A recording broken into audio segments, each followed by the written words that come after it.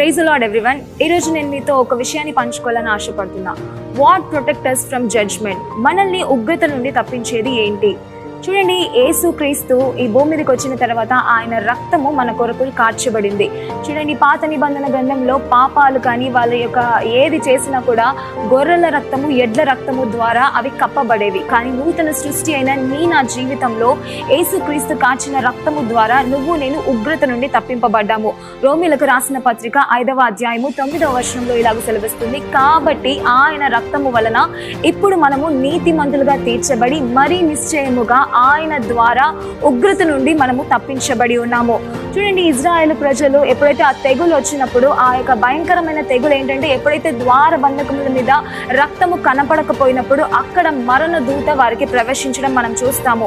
రక్తముతో కప్పబడిన ఇంటి మీద మరణమే కానీ, శాపమే కానీ, రోగమే కానీ ఏది కూడా వారి మీద రాజ్యము చేయలేకపోయింది.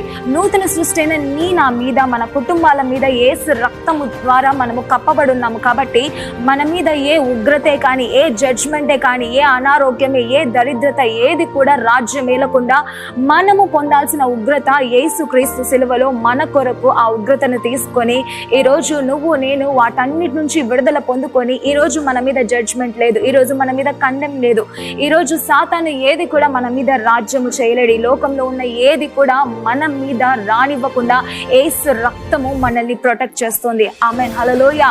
ఎప్పుడైతే యేసు రక్తాన్ని మన కుటుంబం మీద, మన ఇంటి మీద, మన పిల్లల మీద, మన ఆస్తి పాస్తుల మీద, మన యొక్క ఆరోగ్యం మీద ఇదిగో యేసు రక్తము నేను కప్పుతున్నానని మనం ప్రకటించినప్పుడు ఏ యొక్క ఉగ్రత కూడా మన మీద పని చేయదు. ఎందుకంటే ఉగ్రతని యేసుక్రీస్తు తీసుకొని నా జీవితాన్ని ఈరోజు ఆయన ఏం చేశాడంటే నీతిమంతులుగా ఆయన మార్చి ఉన్నాడు. ఆమేన్.